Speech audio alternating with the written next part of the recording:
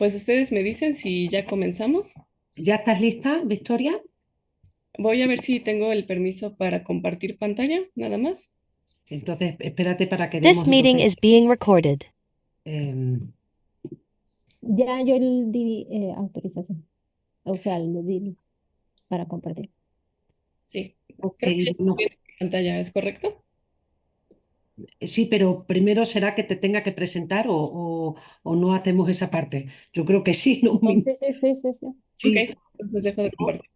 Vale, entonces digo, bueno, pues buenos días, buenas tardes ya a todos, bienvenidos a este día de examen de la sustentante Contreras Borislova Victoria Daninisa, con fecha del 11 de junio del 2024, va a defender su tesis ante el honorable jurado, como presidente la doctora María Isabel Fraile Martín, secretario el doctor Alberto Javier López Cuenca y como vocal la doctora María Emilia Ismael Cimental.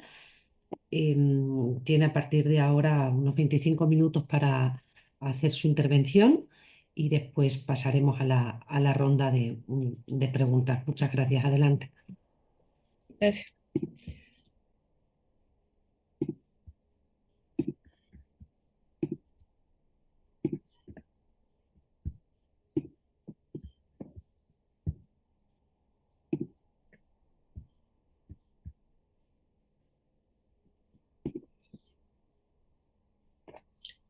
Hola, buenas tardes. Muchas gracias por su asistencia. Y antes de empezar, me gustaría agradecer el apoyo del CONACYT, a la maestría en Estética y Arte de la Facultad de Filosofía y Letras de la UAP y al comité tutorial aquí presente por brindarme las herramientas necesarias para investigar y sustentar la presente tesis, titulada Remediando la realidad, la performatividad de las pupilas de la luna. En este trabajo analizo las remediaciones de la obra audiovisual Las pupilas de la luna de la compositora mexicana Georgina Derbez y utilizo el concepto de remediación acuñado por Volter y Grusin para explorar cómo la obra transforma la realidad. Esta obra está conformada por dos más, que es Las Horas Negras de Patricia Redgis, un ensayo fotográfico, y Canción de Cuna de la misma compositora. Por lo tanto, antes de continuar, me gustaría presentarles fragmentos de la obra que me parecen relevantes, así como su estructura formal del análisis musical, para poder abordar más adelante mis planteamientos. Les recomiendo que si tienen audífonos, por favor tengan cuidado.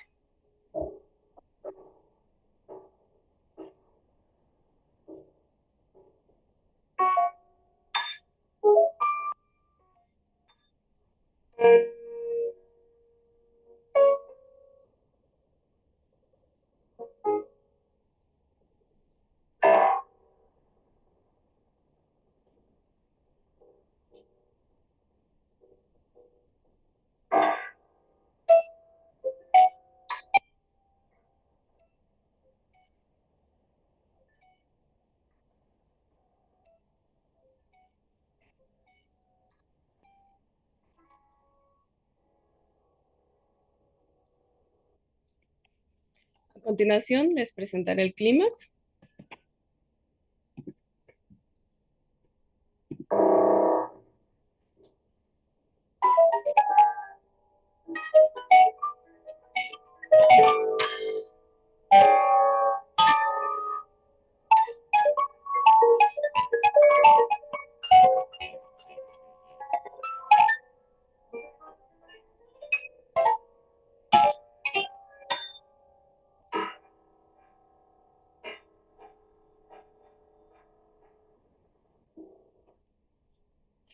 Bueno, entrando al análisis formal, la obra presenta lo que se le llama en música célula musical, que es el motivo de canción de cuna.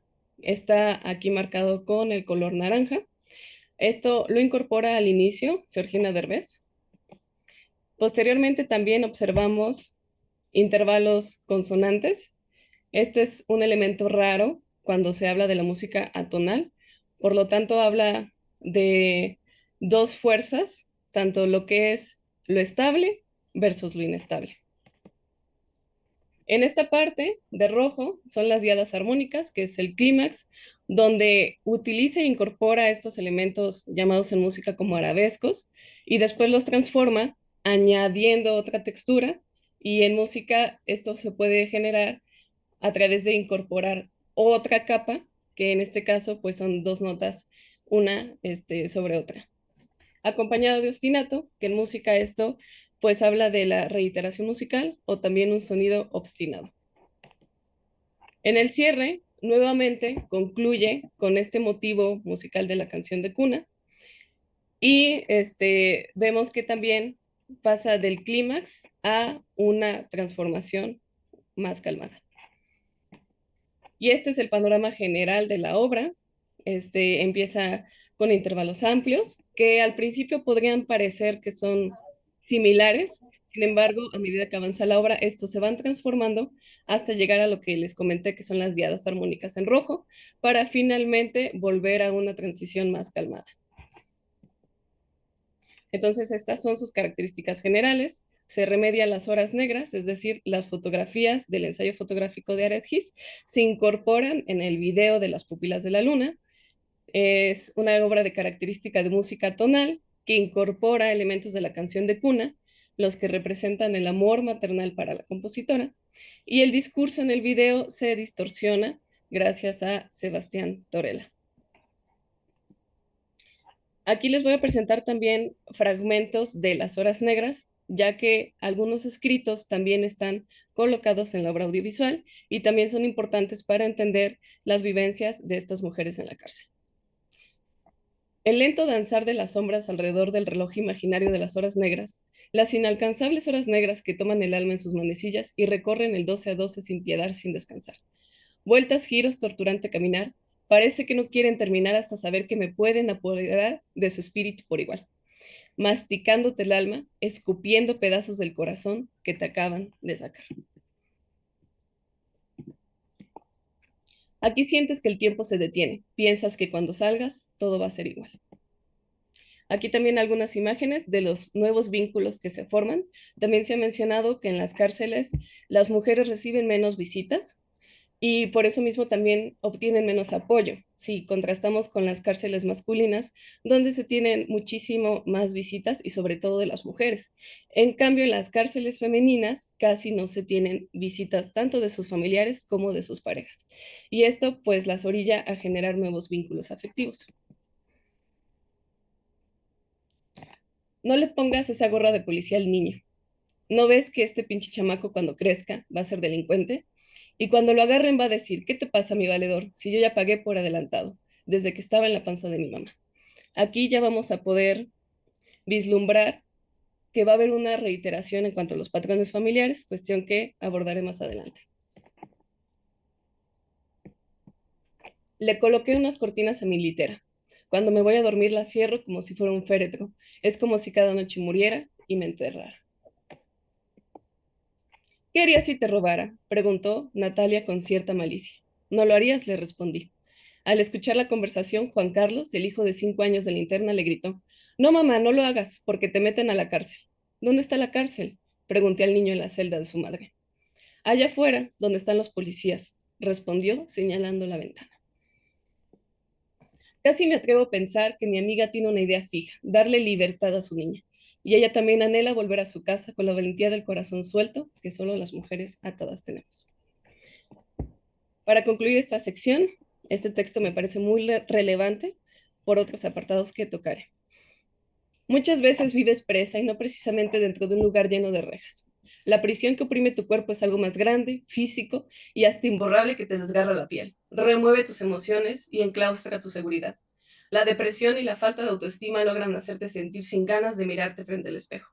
El autorrechazo es más fuerte que el de los demás. Vivir presa física, emocional y moral es lo más desagradable que a cualquier ser humano le puede suceder.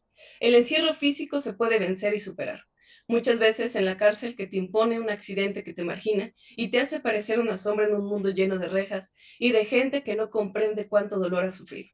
Lo importante es que ese mismo dolor te hace crecer espiritualmente, obligándote a ser un mejor ser humano lleno de cualidades y virtudes, dispuesto a vencer cualquier reto y cualquier privación. Solo recuerda que Dios y el destino te han regalado una segunda oportunidad llamada vida. Solo eso, vida.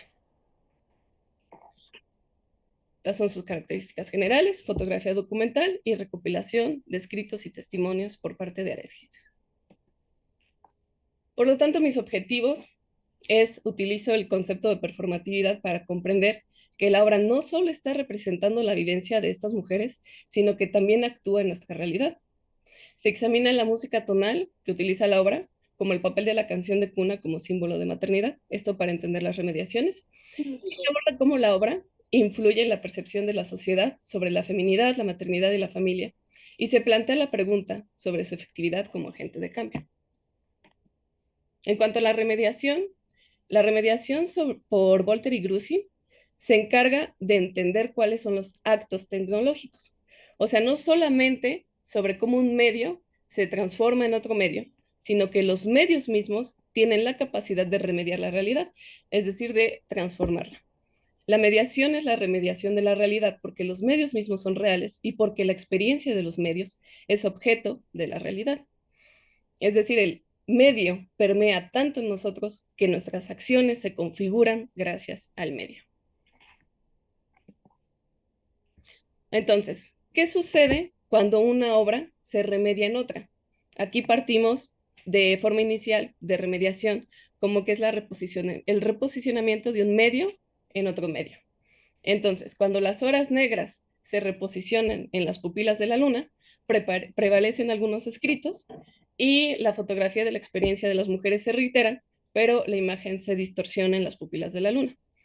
En la canción de cuna, lo único que prevalece es su tema principal, su célula, que ya les había mostrado con el color naranja. En cuanto a performatividad, para entender que no es una representación, sino que es una construcción de imagen, utilizo el concepto por Austin y desde los estudios del performance se busca entender que la obra no es una mera representación, o semejanza, sino que lo que interesa es la fuerza que tiene para crear una realidad perceptible. Ambos conceptos, performatividad y remediación, están intrínsecamente ligados. Performatividad desde la perspectiva artística y remediación desde los medios tecnológicos. Por eso mismo abordo la obra desde esas dos perspectivas al contener estas dos características. Es decir, hay una fuerza performativa y una fuerza mediática. Entonces, ¿desde qué parámetros la obra remedia la realidad? La obra, al haber atravesado múltiples remediaciones, es un medio que contiene una imagen total de la mujer. Por un lado, contribuye a la normalización de este tipo de maternidad en condiciones no favorables, pero a su vez en profundidad nos permite cuestionar la imagen que vemos, generando una disrupción en nuestros preceptos. Entonces, ¿cuál es esta imagen total construida? La maternidad en la cárcel nos permite ver qué es lo que instauran los centros de reclusión. Es posible vislumbrar no solo los parámetros que rigen la vida de la mujer, sino también la vida de la mujer y madre en la cárcel, sino que también las cargas que por defecto se le asignan a la mujer. Por ejemplo, en la mayoría de cárceles femeninas cuentan con un centro de desarrollo infantil, mientras que en las cárceles masculinas no se disponen de estos espacios. A partir de la investigación de Cristina Palomar, constata que la noción de madre está ligada con el deber de proteger, sanar y cuidar, y si no se cumplen estos criterios, no es una madre funcional. Y las madres en la cárcel son el ejemplo perfecto de madres que no han cumplido como corresponde su deber desde estos parámetros sociales. Es por eso que planteo que desde la remediación que suscita la obra, cuando remedia la realidad, es decir, la mejora, la reposiciona, ¿cómo? Liberándola. La remediación vista como mejora, la libera desde los actos de memoria. O sea, los actos de memoria son una construcción narrativa. Desde el arte podemos tomar el control de la narrativa y reconstruirnos. Por tal motivo, me pareció relevante colocar ejemplos en la tesis de performatividad desde otras corrientes. Por ejemplo, María Alba Levy sostiene que la escritura es una forma de liberación, ya que al reconstruir el discurso desde el acto de memoria es posible forjar la identidad del presente. La escritura, la música, la fotografía, al remediarse, se convierten en una cuestión de liberación. Al exponernos a las experiencias de estas mujeres, nos aperturan el mundo, nos invitan a cuestionar nuestros propios paradigmas, lo que nos conduce hacia una liberación de nuestros prejuicios. La propia liberación se suscita cuando es posible nombrar al sujeto mujer. Como bien dice la obra, al principio creía que no teníamos algo en común, las mujeres fuera de la cárcel y las mujeres dentro de la cárcel. Pero bien la obra menciona, el delito y la mujer que lo comete son la consecuencia final, el síntoma de una estructura social desigual y disfuncional. Las mujeres conforman un grupo heterogéneo donde cada experiencia y aspiración es única. Sin embargo, comparten un punto en común, el deseo de ejercer la libertad, cada una desde su propio concepto de esta. Por tanto, observo cuáles son los patrones, la matrilinealidad, que se refiere cuando una madre, desde la canción de cuna, traslada la misma canción, pero esta canción guarda estos patrones familiares. Y entonces María Luján Figueredo explora la canción de cuna, que es un cuento de Arredondo, destacando cómo la música actúa como vehículo conductor para concientizar sobre estos patrones. En el cuento narra la reconciliación que observa la protagonista al ver cómo su propia madre, Erika, que deja de ser madre, se convierte en abuela, atraviesa el desprendimiento cuando se deja de ser, cuando ya ha cumplido su deber.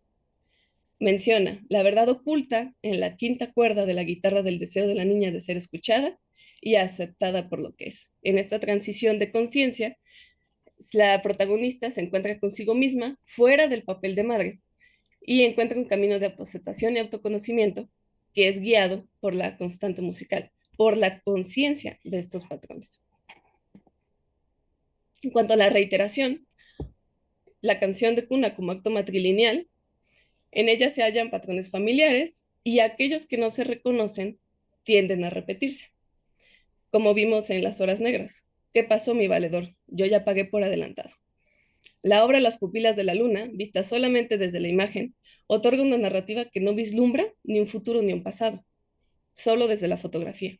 Porque me preguntaba por qué Aretz no construyó una narrativa de liberación, sino que las coloca en el mismo lugar. Sin embargo, desde su remediación en las pupilas de la luna vista como mejora, la música suscita esta transformación. Al final de la obra permite llegar al mismo punto, la canción de cuna que se repite, pero ya con otra perspectiva. Por lo tanto, mis conclusiones son que la remediación vista como medio que mejora otro medio, resalta los patrones en los que estamos inmersos, aquellos que tenemos que trabajar. En esta obra se destacan las disonancias sociales y la marginación que la sociedad enfrenta. Los escritos, la fotografía y la música son elementos performativos que al remediarse generan una fuerte imagen con la capacidad de remediar la realidad. La obra apertura la conciencia desde la iterabilidad audiovisual. Considero que esta investigación de las pupilas de la luna queda abierta para precisamente ahondar en la liberación que suscita. Y una posible vía de exploración sería el enfoque feminista. A modo de cierre, les voy a dejar un fragmento más.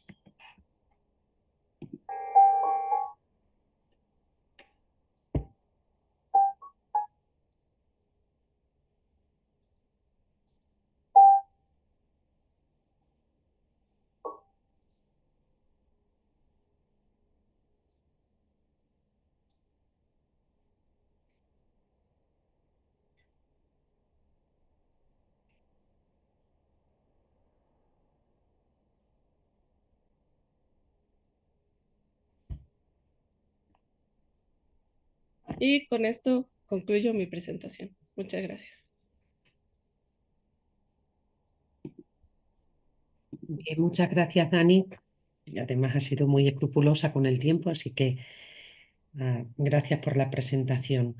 Le doy la palabra al doctor López Cuenca para que empiece a hacer los comentarios que considere oportunos.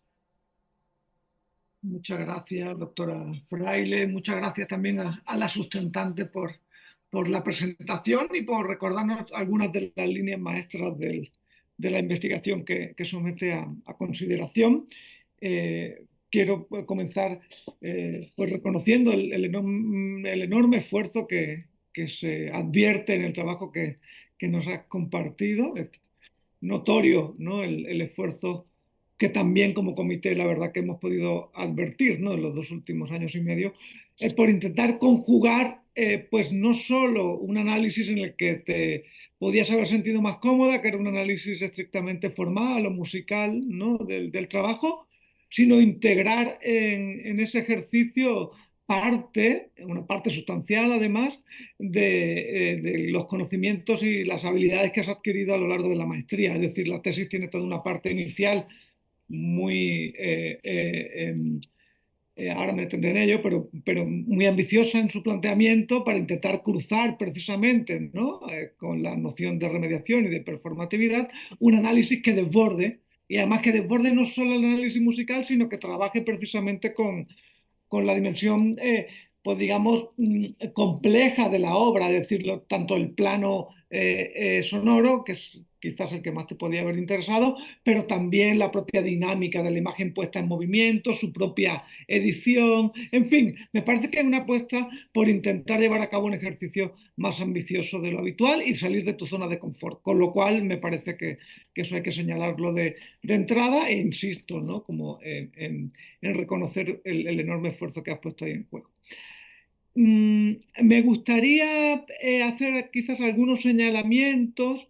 Desafortunadamente no tuve tiempo de enviarte el documento de vuelta. Hay algunas erratitas en la redacción a ver, nada obviamente grave, pero que hubiera estado bien que estuvieran subsanadas eh, em, para la versión final que entregaras. Entre ellas, deletrear mal Schomberg un par de veces, lo cual estoy seguro que debió ser un error de dedo. Eh, pero en general creo que el documento está bastante pulcro y está bastante bien presentado. Me gustaría, no obstante, Dani Nisa, plantearte algunas preguntas y oír qué tendrías que tener, o sea, qué tendrías que decir al respecto. Me parece quizás importante aclarar algunos aspectos que quedan más bien señalados en el documento y que ahora es buen momento, me parece, para oírte, ¿no? Al respecto. A diferencia de mis colegas, yo me voy a centrar, sobre todo especialmente por mi campo de competencia, en el enfoque fundamentalmente ¿no? Que haces teórico, tanto del concepto de performatividad que tomas de la filosofía del lenguaje, como el de remediación, ¿no? que tomas de la teoría de medios. A ver, de entrada, eh, como te decía hace un momento, me parece que es buena apuesta, sobre todo la idea de remediación, la de performatividad no me queda tan clara, pero estoy seguro que nos puedes ahora, la puedes defender sin lugar a dudas ahora.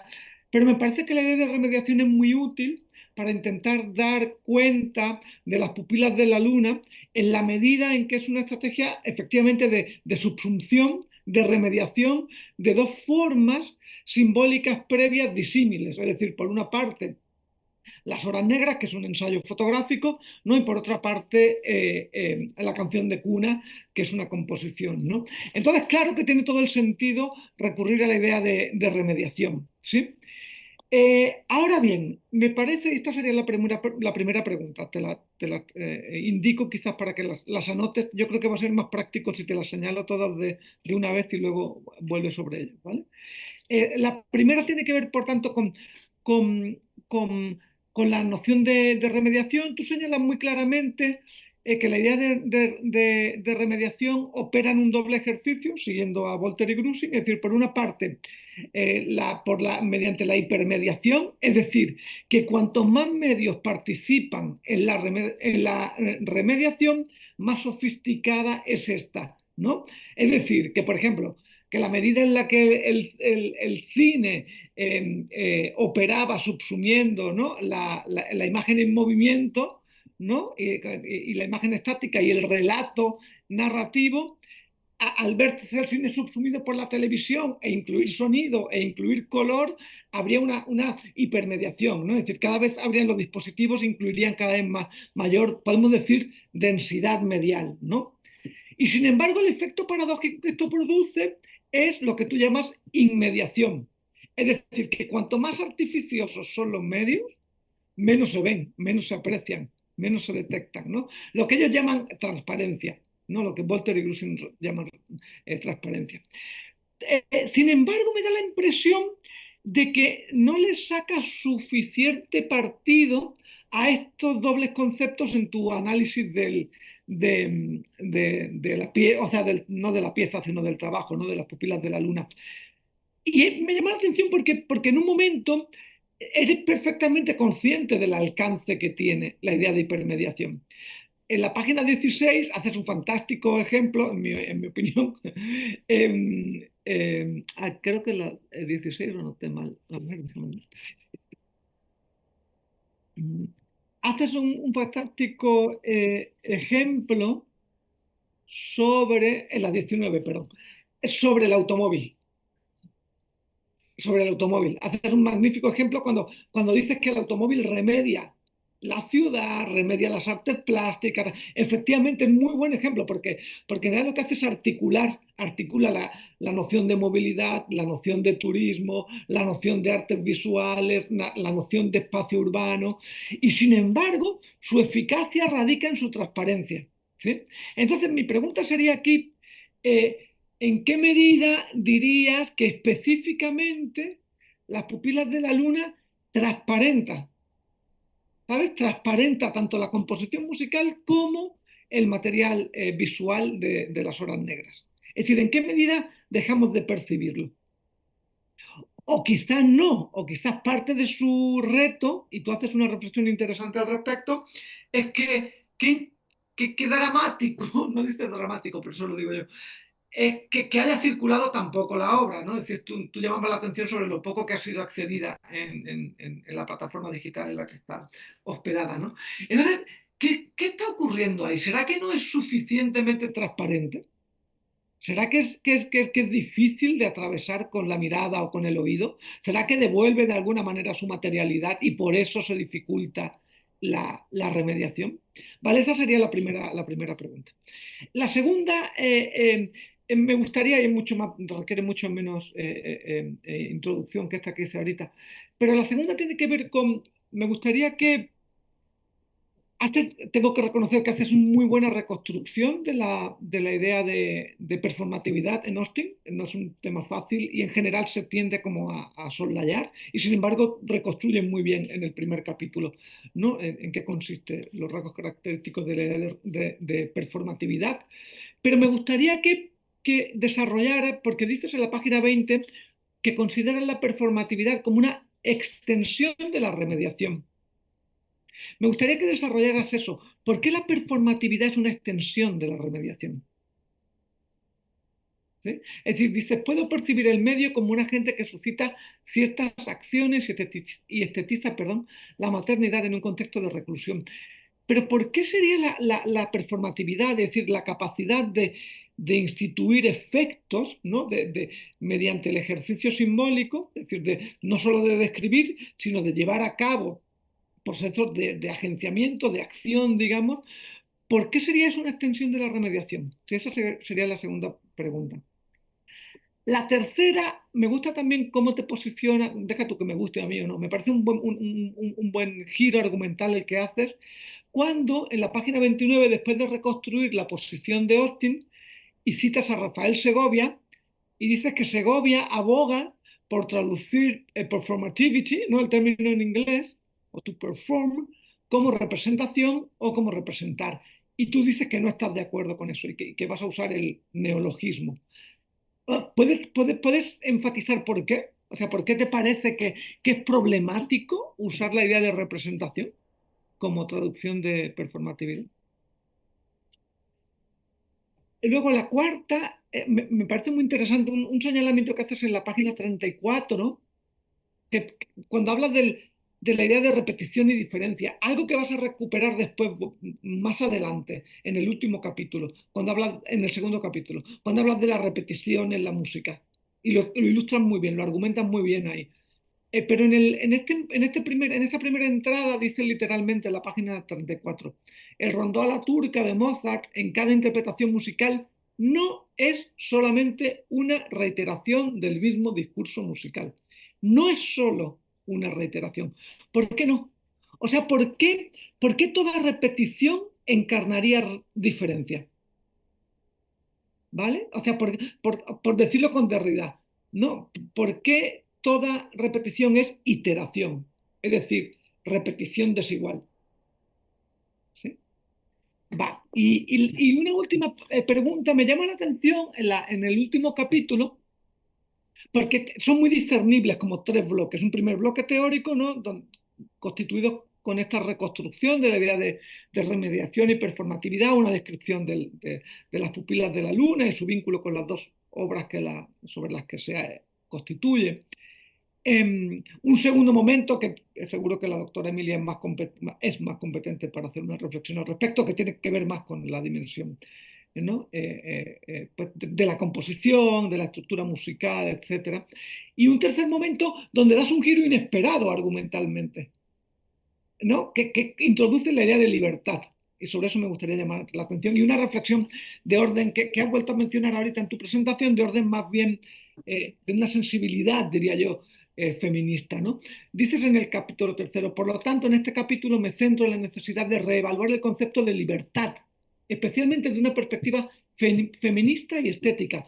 Pero lo que no me queda claro, o no deja claro tu texto, y me gustaría que te detuvieras un momento en ello, es de dónde aparece la idea de libertad. O sea, está raro porque dedicas como toda una estructura conceptual a hablar de remediación, de performatividad, de repetición, pero de repente aparece de una manera un poco, bueno, un poco no, imprevista, pues, y sin introducción, la noción de libertad.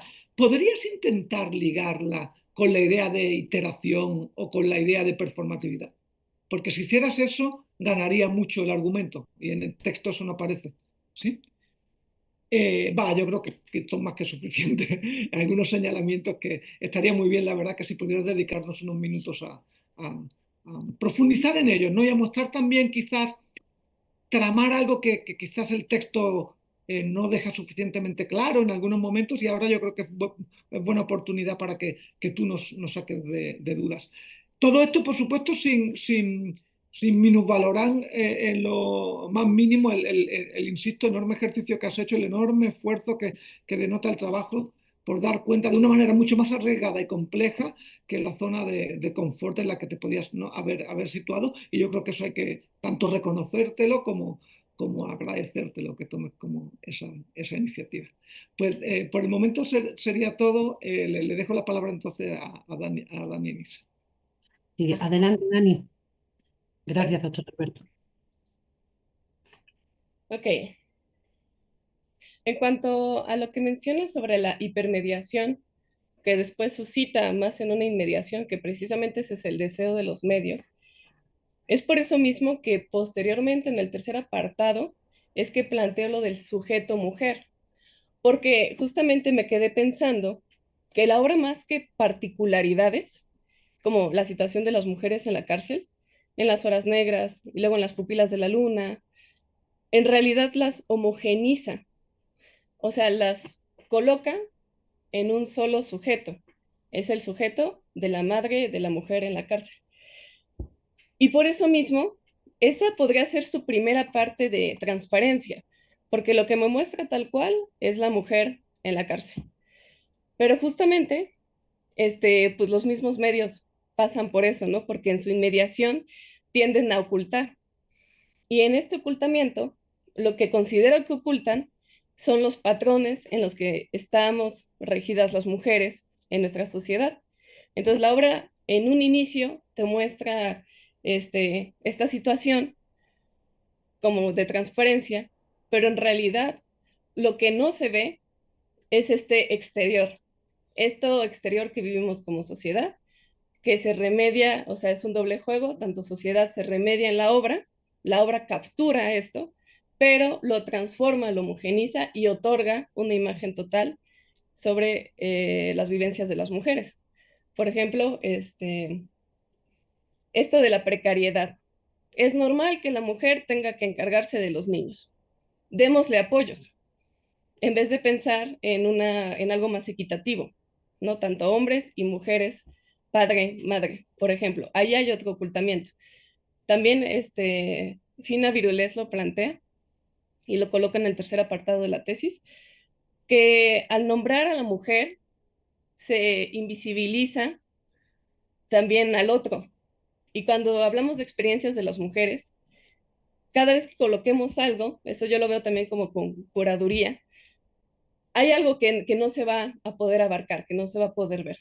Sin embargo, Virulés aboga por abordar esta complejidad y decir sí, pero en un inicio tienes que nombrarlo, tienes que darle un espacio, aunque sea complejo.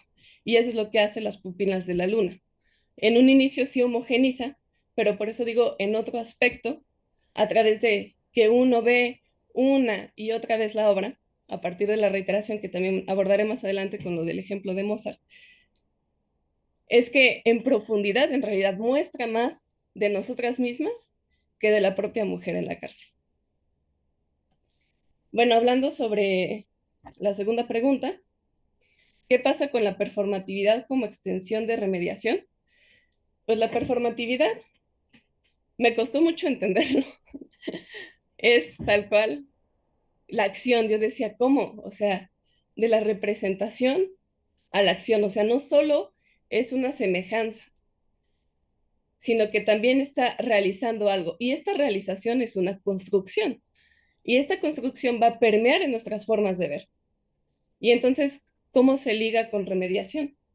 La remediación en un inicio lo plantean como es un medio que toma la posición de otro medio, o sea, lo mejora. Pero en otro momento, también Voltaire y Grusin abordan esta complejidad de que el medio remedia la propia realidad, o sea, la realidad como medio. Entonces, la acción, cuando un medio se remedia, es esta, o sea, la acción de remediar la realidad. Es por eso que ahí está la extensión. Entonces, la performatividad intercede, digamos, serían estos tres momentos, un medio que se reposiciona en otro medio, y al generar eso, al generar esta hipermediación junto con la inmediación, lo que suscita es la performatividad del propio medio. Entonces, las pupilas de la luna, al ser un hipermedio, performa en la realidad, remedia la realidad. Y es ahí como están ligados. En cuanto a la parte de Segovia y por qué usan la traducción representación, pues eso mismo a mí me costó trabajo. Si yo estoy tratando de soltarme de mis preceptos sobre la representación y leo a alguien que traduce performatividad como representación, pues simplemente desde el origen están totalmente apartados. Entonces, por eso uso performar igual como un sinónimo de actuación o actuar, pero para que quedara más claro que me estoy refiriendo desde Austin. Entonces, por eso uso performar o performatividad. En cuanto a por qué cada repetición no es una reiteración, esto, digamos, desde la experiencia musical, hay dos cosas que podría dar como ejemplo. Uno, como intérprete, cuando repito una obra una y otra vez, no espero que sea la misma obra, busco mejorarla. Ahí está también ligada con el concepto de remediación, ¿no? Remedio una y otra vez mi interpretación, aunque parta de la misma obra. Y esta, con el tiempo, podemos ver cómo se suscita la transformación, que es lo mismo que pasa en las pupilas de la luna. Como les comentaba en un inicio, está usando estos arabescos que transforma en diadas armónicas y es así como se suscita la remediación dentro de la reiteración, pero es muy, en principio ligero, pero cuando ves el resultado final fue una gran transformación.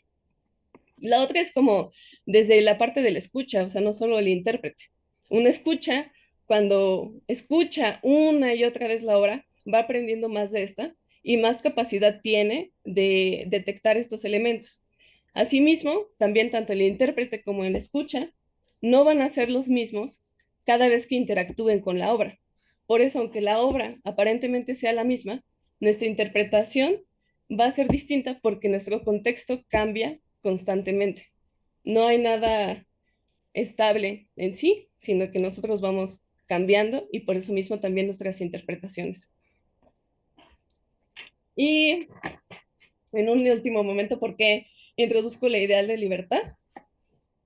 Esto es porque dentro de la reiteración y esto que se aborda en la canción de Cuna, por ejemplo, o sea, pasa en muchos momentos, la noción de libertad en realidad está desde el principio, porque, por ejemplo, en un principio nos liberamos de que no es representación, sino que es realización.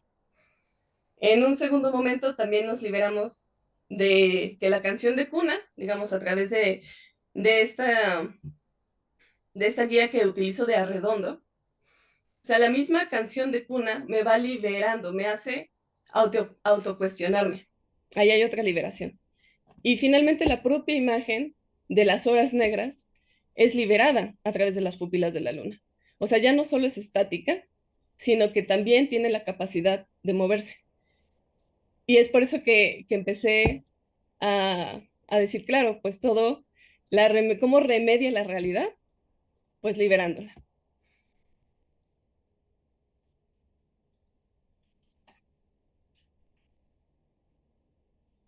Pues muchas gracias, Dani Nisa, por responder puntualmente a cada uno de los señalamientos que te hacía. Yo creo, doctora Fraile, que por mi parte sería todo. Gracias, Alberto. Dani, si te parece bien a la doctora Emilia, como ella ha estado a cargo del proyecto durante todo este tiempo como directora, intervengo yo ahora y luego ya para cierre que sea la doctora Emilia, ¿de acuerdo? Bueno, yo quería felicitarte, ¿no? Ya de entrada por haber llegado hasta aquí. Hoy me comentaba Elina que era el último de los exámenes, pero que bueno, que ya estaban contentos con que se terminara felizmente la etapa de graduación de los chicos de esta generación y es un logro, ¿no? Ya de por sí haber llegado hasta aquí. Luego reconozco y me sumo desde luego al esfuerzo que hace unos minutos te comentaba el doctor López Cuenca por haber sido capaces de integrar un tema tan aparentemente lejano o que combina tantas cuestiones, ¿no? La musical, que es la tuya de base, con otros aspectos estéticos y de análisis de imagen, etcétera, ¿no? Por lo tanto, es un trabajo muy cuidado y que demuestra el esfuerzo de haber sido capaz de aglutinar una buena parte de las disciplinas del programa. A mí que me interesa más la parte visual, la parte del análisis de la imagen, me gustaría que pudieras, si se puede, volver a aterrizar o profundizar un poquito más con respecto al análisis que se hace o cuál es el objeto de análisis por el cual se determina que una serie de imágenes que conforman las horas negras de Patricia, es decir, de todo su álbum fotográfico, tan solo unas determinadas imágenes son las que conforman ese panorama visual de las pupilas de la luna, ¿no? Unas son las que para ella interpretan mejor ese ejemplo de la mujer en la cárcel y toda su relación con la maternidad, y otras se quedan fuera, ¿no? Eh, eh, Tú como artista también, ¿cómo te ves en esa disposición de selección? Es decir, ¿coincides al 100% con esa selección generada por la propia Georgina a la hora de establecer el álbum con el cual va a trabajar? ¿O por el contrario te hubieras quedado con otro tipo de imágenes y por qué, ¿no? Me gustaría verte a ti como creadora de música en ese sentido, ¿no? Como compositora que eres, ¿qué tanto te sientes identificada con esa selección, ¿no? Después, si bien entiendo que el texto y que toda la aportación de la tesis puede ir encaminada en un futuro hacia una visión, desde luego, claramente feminista, me gustaría preguntarte sobre con qué material de lo que actualmente hay en este momento cercano a la producción de las pupilas de la luna, ¿crees tú que podríamos ejemplificar algo similar, pero en el ejemplo masculino? Es decir, con ¿qué tipo de obra crees que se podría ver reflejado un análisis similar al que tú acabas de hacer, pero que tuvieran en la figura masculina al protagonista, ¿no? Es decir, ¿qué ocurre con esos hombres que también están en una vida penitenciaria muy castigada y que, aunque no tengan una presencia de una paternidad tan visible y desde luego y delicada como en el caso desde luego de las mujeres y su caso de ser madres en la cárcel, pero ¿qué otra circunstancia podríamos destacar en el caso, si tú tuvieras esa posibilidad de hacerlo, del ámbito masculino, ¿no? Del hombre dentro de la cárcel? Todo esto desde el punto de vista particularmente visual, ¿no? Y después, partiendo de tu dimensión estética en este análisis que has realizado, ahora te preguntaría acerca de los faltantes, ¿no? Lo que tú crees que se quedó atrás, que no te dio tiempo a poder analizar en esta tesis, qué crees que le faltó a la investigación y, por el contrario, ¿cuál consideras tú desde el punto de vista ya de cierre, cuál ha sido tu gran aportación a la hora de hacer este análisis donde convergen de manera pues muy especial distintas disciplinas, ¿no? Y cuál crees tú que es la principal aportación que ofrece la investigación, ¿no? Todo esto porque ya veo que la pregunta de cierre, que es hacia dónde vas ahora, pues yo creo que tú misma en las conclusiones lo has quedado establecido, ¿no?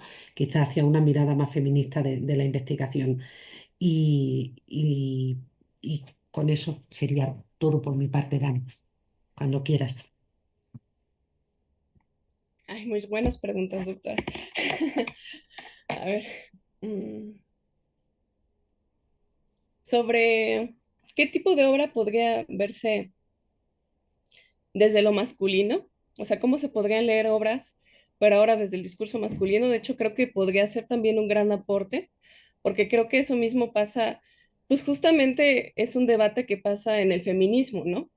Que vemos que nosotras mismas tenemos instaurado, pues se le llaman micromachismos, y justamente poder abordar obras con el sujeto masculino podría sacar a la luz más como estamos inmersos en este sistema patriarcal, o sea, es una nutrición también al lado feminista.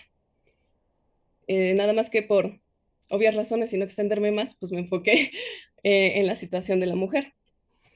Y entonces, esto es muy interesante porque un tipo la hace este análisis Cristina Palomar en su libro Maternidad en la cárcel, donde habla de la performatividad de las instituciones. Entonces, no es como obra artística, sino como la institución y cómo performa. Aquí ella expresa que en la institución masculina, por ejemplo, hay más seguridad. Entonces, ya de entrada se le considera al hombre más peligroso que la mujer. Otro de los motivos por los cuales no se tiene centros de cuidado infantil, pues lo podemos encontrar en nuestra propia sociedad.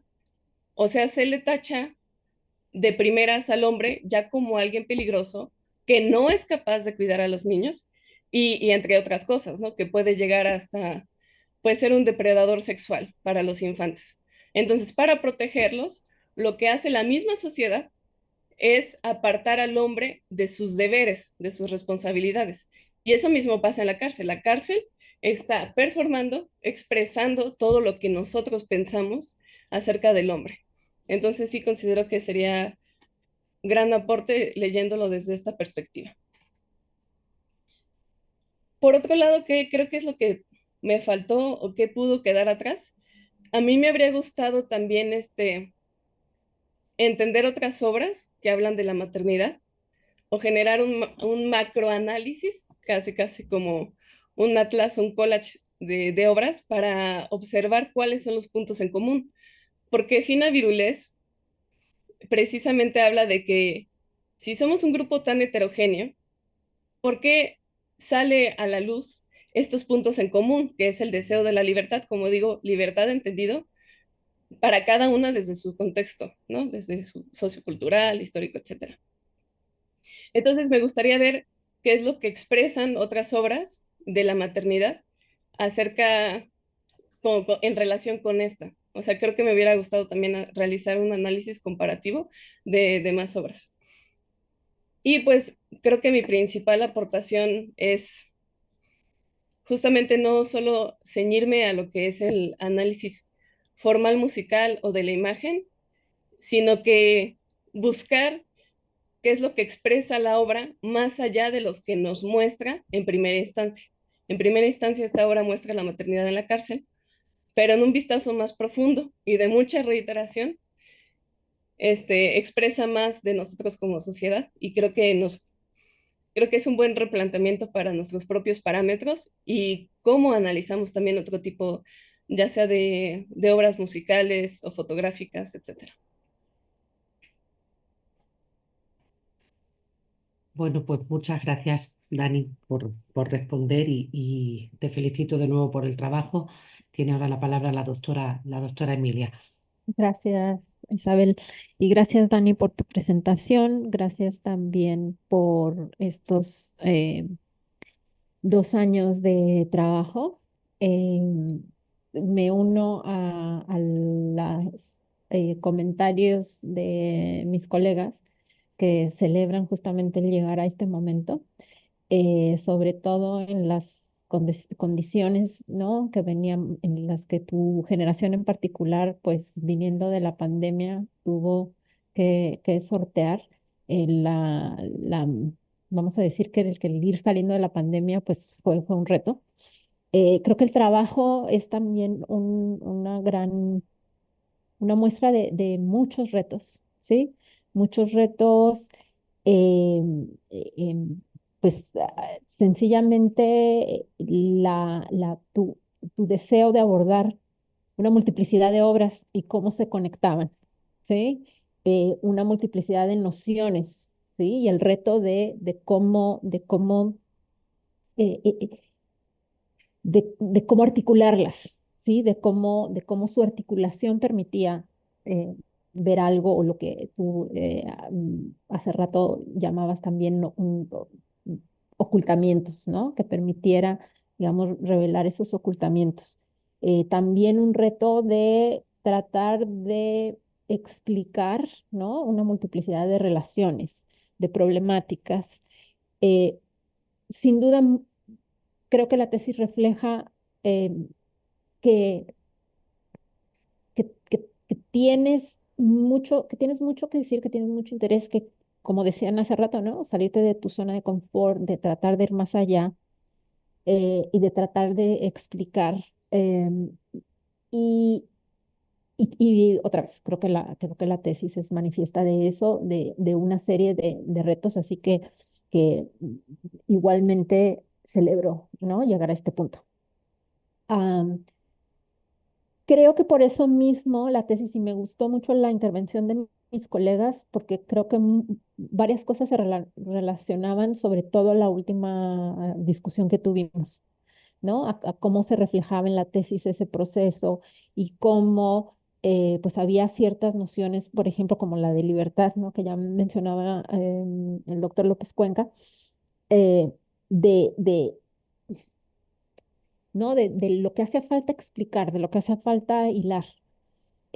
Siempre creo que fue un reto también en la tesis, am, eh, eso, como hacer esos cortes necesarios, ¿no? En la argumentación, porque siempre habría más conexiones que hacer y más cosas que explorar, ¿no? Y en ese sentido, ¿no? Eres una persona que le gusta, se topa con algo y le gusta ir a mirar más de cerca, a entrar un poco más en aquello, ¿no?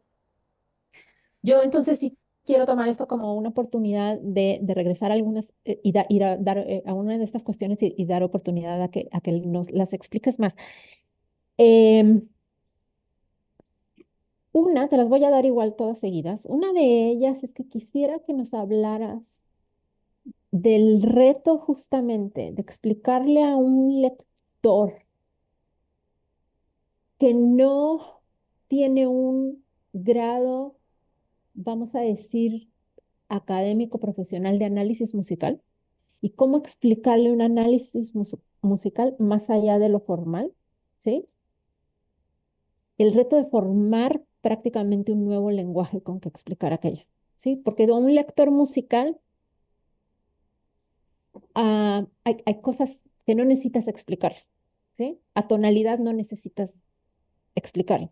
Y sin embargo, cuando uno está escribiendo un trabajo de este tipo, tiene el reto de pensar en una multiplicidad de lectores, ¿sí? Que puedan acercarse al texto y que puedan, digamos, entrar en la narrativa, en lo que estás queriendo contar, ¿sí? Entonces, quisiera que me hablaras de ese reto de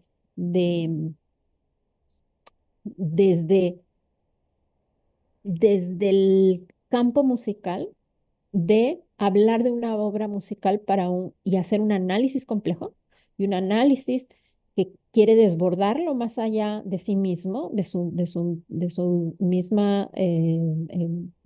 mismas características formales y hacerlo accesible a otro tipo de lector. Entonces, que me hables un poquito de eso. También quisiera retomar la parte de lo que te preguntaba el doctor López Cuenca respecto a libertad, a la noción de libertad. Sobre todo porque al final, en las conclusiones, sacaste algo que me hacía ruido, que me inquieta, que tenía que ver con una apertura de conciencia. Entonces, que nos hables más, ya empezaste en respuesta al doctor López Cuenca a hablar un poquito más de eso, sobre la noción de libertad, pero que nos ayudes a entender más, no solo en relación a la idea de performatividad, sino básicamente como, ¿cuál es esa noción de libertad que quieres plantear ahí? También porque pasa algo curioso, hacia la parte final de la tesis y en las conclusiones también hablas de cómo las mujeres en condición de cárcel quieren como desprenderse, liberarse, ¿no? Por ser, em, valga la redundancia, de las imposiciones sociales y del deber ser. Y es una cuestión curiosa hablar del deber ser cuando, ¿por qué? Porque el deber ser es una noción también del derecho, ¿sí?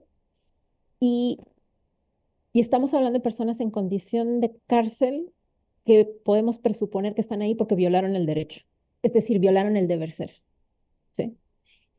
Entonces, es interesante ver, ¿no? Como ese planteamiento, o leerlo, si nos puedes hablar más de eso, de cómo hay vamos a decir, formalmente hay una violación del deber ser, ¿sí?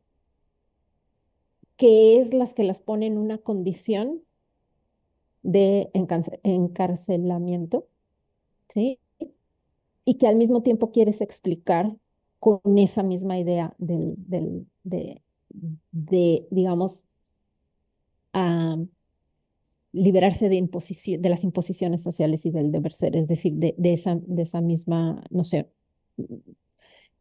Hablar un poco más de eso. Em, otra pregunta que tengo, y ojo, aquí quiero hacer un señalamiento. Justo esa pregunta que te hacía el doctor López Cuenca sobre la relación entre remediación y performatividad, ¿sí? Eso es algo a lo que regresamos mucho y que seguimos insistiendo. Y eso vale la pena entonces que te lo lleves como anotación, porque si es algo que hemos estado conversando y aún el lector lo vuelve a comentar, es que todavía no cuaja, ¿no?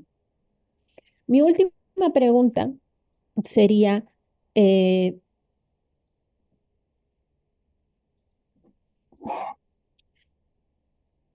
¿cómo, cómo explicar otra vez la relación entre, y otra vez, es por la particularidad que tiene la tesis, ¿no? De de tratar de ligar como muchas nociones y, y, y dar espacio, digamos, aquí para que lo puedas. Pero hay algo que no vuelves a, que dejó, que quedó en la tesis, pero dejó quizás de tener importancia, que es la noción del tiempo. Hay algo que tú estuviste trabajando mucho y que tenía que ver con el análisis que hacías, ¿no? Porque mucho del análisis que hiciste tenía que ver con qué era lo que estaba pasando temporalmente en la obra. Y creo que eso al final se diluye por esto que encontraste en la noción de libertad, ¿sí? Y entonces ya no conecta otra vez con eso, ¿sí? Por eso es que otra vez esa noción de libertad queda, ¿no? Pues eso, desconectada, ¿no? Como un poco al aire, como que todavía no se aterriza bien en la última parte de la tesis, en el último capítulo. Entonces, si puedes tratar aquí de, de tratar de reconectar y de explicarnos cómo es que finalmente esa noción de tiempo, que finalmente venías trabajando con la noción de remediación, básicamente se conecta con esa idea de, con eso que para ti desemboca en una noción de libertad, ¿sí? Hasta ahí. Gracias.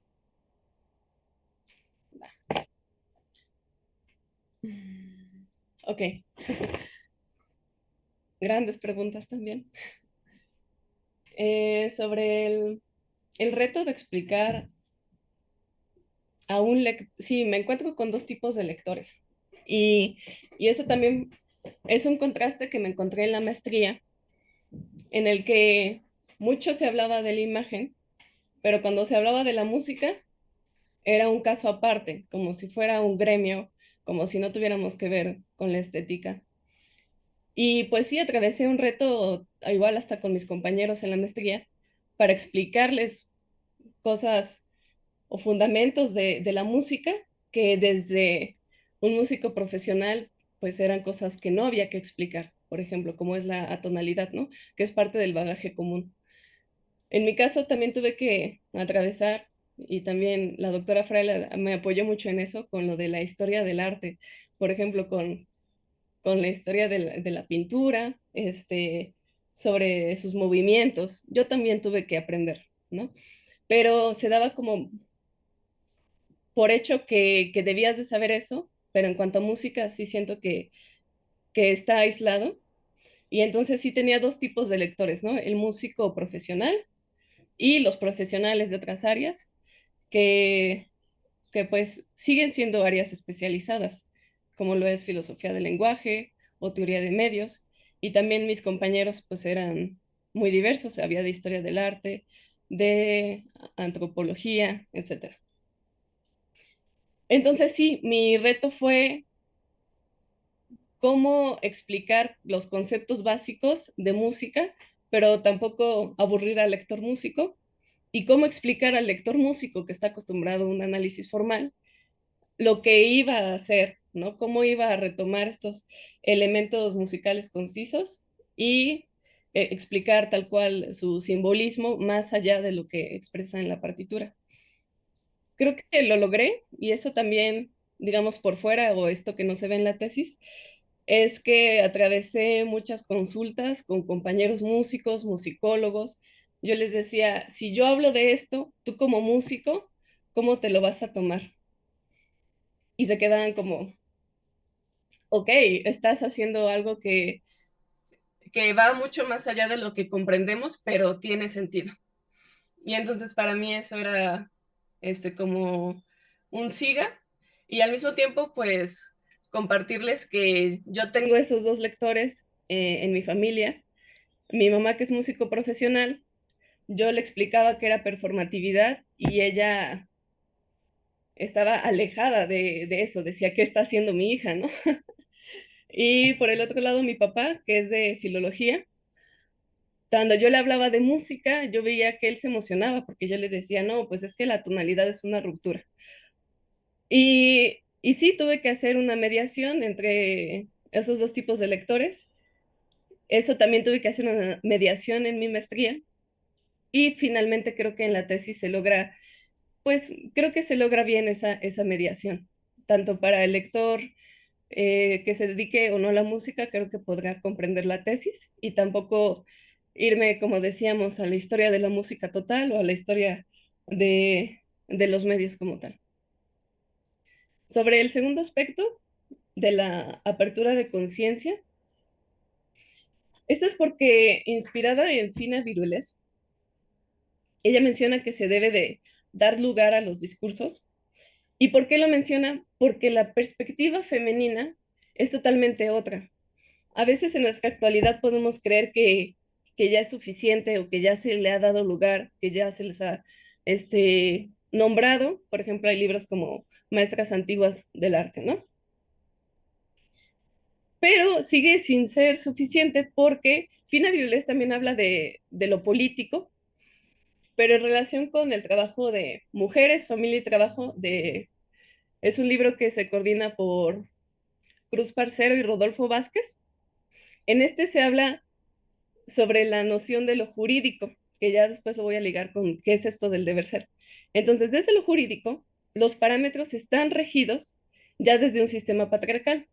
O se explican que el discurso particular, el femenino, nuestras vivencias, no son válidas porque no corresponden con estos parámetros. Tú no puedes contar nada más tu vivencia, tú tienes que dar las pruebas, pero se intercede con otra parte que es jurídica y social y que atravesamos también. Es un sistema difícil de poder lidiar la complejidad que está pasando, pero hay que asumir esa complejidad, que es qué tanto el Estado puede interferir en nuestra esfera íntima, ¿no? Entonces tenemos dos, esta esfera pública, que es lo jurídico, y la esfera íntima, que es lo que verdaderamente está pasando. Entonces hay mucha violencia que no se puede comprobar desde lo jurídico, eh, sobre todo la psicológica. Y es por eso que el discurso particular debe de ser considerado, porque si no lo que pasa es que solo hasta que se llega a la violencia física ya es considerado como parte de la esfera pública, pero lo que ocasiona, como vemos, son puros efectos. O sea, como no se trata el problema desde la esfera íntima, porque la esfera íntima, ¿por qué es así? Porque está reflejando también los parámetros sociales, o sea, es decir, la mujer a cargo del hogar, la mujer que tiene que trabajar, cuidar el hogar, estudiar, salir adelante, y el hombre, si solo trabaja, está bien. Entonces, en esta parte donde la mujer es sometida dentro de la esfera íntima, cuando, o sea, se puede prevenir, pero esta prevención no está contemplada en los parámetros jurídicos. Solo lo jurídico o la esfera pública va a actuar cuando haya algo que considere de gravedad, es decir, ya la violencia física, pero la violencia física puede crecer hasta asesinato. Entonces ya hasta ese punto es que la esfera pública actúa y por lo que aboco es que desde la esfera íntima empecemos a cambiar nuestros parámetros, como pues una forma, una alternativa es desde la estética, o sea, desde el arte, al ponernos en situaciones de incomodidad.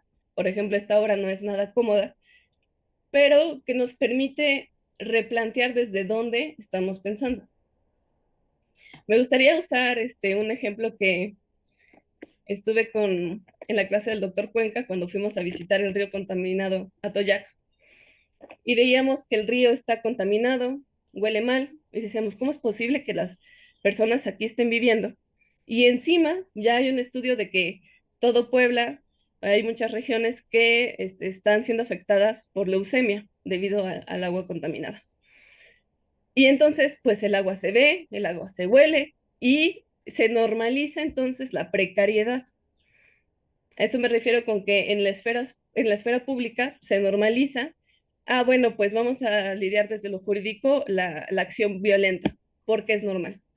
En cambio, creo que hay otros niveles en los que se podría gestionar eso, y por eso hablo de la apertura de conciencia, y una parte es el feminismo, que permite dar lugar a estos discursos como fui atacada, pero no físicamente, no solo físicamente fui atacada, y también en las horas negras, por eso pongo de últimas esta imagen, que dice no solo existe la prisión física, sino también existe una prisión del ser, esa que aquella no se ve. Claro que entramos en algo más complejo, hasta qué grado el Estado podría interferir en la esfera íntima. O sea, eso sería un descontrol total, porque ya entonces nos regiríamos bajo los estatutos del Estado, se construirían otras formas de socializar, etcétera. Pero por eso mismo el arte creo que puede ser una vía de liberación desde la esfera íntima que después se va a extrapolar, se va a reflejar en la misma sociedad. Y entonces, en cuanto al deber ser, que preguntaba la doctora, que estas mujeres están ahí, justamente, pues lo menciono, ¿no? Que son la muestra de aquellas que no cumplieron su deber ser.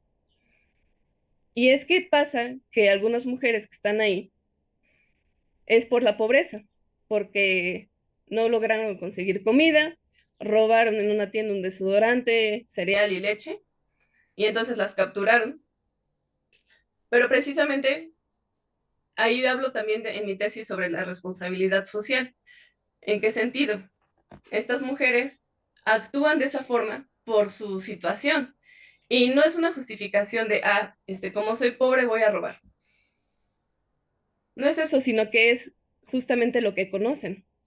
Entonces, por eso pongo varios textos de las horas negras que hablan, pues lo que conozco es que mi mamá delinquió y yo también voy a delinquir porque esa es la forma que conozco.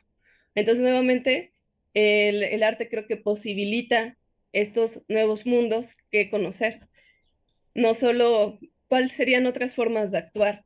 Y obviamente en este estrato social bajo, pues no, si es lo que conocen, hay que seguir trabajando en eso. Y justamente actualmente México sigue otra agenda para trabajar sobre la reinserción social, que es otro tema muy difícil porque se supone que la cárcel es una transición. O sea, la mujer va a entrar ahí en la cárcel para reformarse bajo los estatutos de la sociedad. Oye, pero si la mujer llegó ahí por tus propios estatutos, porque hay algo del sistema que no está funcionando, que generó con las mujeres como síntoma, parten de ti. Entonces no puedes esperar que después de la cárcel, que sí les dan rutinas, sí les dan formas para mejorar, pues es que justamente lo voy a ligar al tercer punto, que creo que sí es el tercer punto. ¿Qué pasa con el tiempo? ¿No? ¿Cuál es la relación entre este tiempo? Entonces, no es que lo abandone como tal, sino que ya hablo más que nada el tiempo como parámetros. Ellas tienen un tiempo aletargado dentro de la cárcel, las horas negras, estas que pasan lentamente, es difícil vivir en esa situación. Entonces se esfuerzan por mejorar, ganar puntos, salir adelante, y en eso salen y ¿qué se encuentran? Con otro tiempo, pero no es un tiempo que ellas consideraban idílico o mejor, sino que se encuentran que ese tiempo tampoco las acepta. Tú me dices que, bueno, ya estoy reformada, pero no me aceptan por la discriminación. Bueno, soy mamá, necesito trabajar para darle de comer a mis hijos porque no hay una responsabilidad parental. Pero entonces, ¿dónde dejo a mis hijos? Y así, pues el propio sistema en este otro tiempo no permite y entonces se encuentran en un limbo. Y es por eso que es alta la reinserción. Y pues así es como respondería cuál es la relación del tiempo. Sí, hay un tiempo de las horas negras que son los parámetros dentro de la cárcel, lo que se espera que la mujer en la cárcel cumpla y aprenda. Sin embargo, sigue sin coincidir con lo que se espera en la sociedad. Pues muy bien, Dani, te agradezco mucho tus respuestas y el esfuerzo por afinar estas conexiones. Creo que definitivamente es un tema que, que te motiva mucho a pensar y por eso es que también siempre encuentras como nuevas conexiones, ¿no? Entonces, pues es un trabajo que tiene ahí, ¿no? Para seguir pensando y trabajando. Por mi parte es todo, Isabel. Bien, gracias, doctora Emilia. Pues les pedimos ahora si todos pueden abandonar la sesión para que nos quedemos únicamente el doctor López Cuenca, la doctora Emilia Ismael y una servidora para poder deliberar eh, bueno, la valoración del examen. Yo te Sí. mando un WhatsApp, Dani, para que vuelvas a entrar y le puedes también avisar a tus invitados para que se, se unan también. Vale, gracias. Gracias.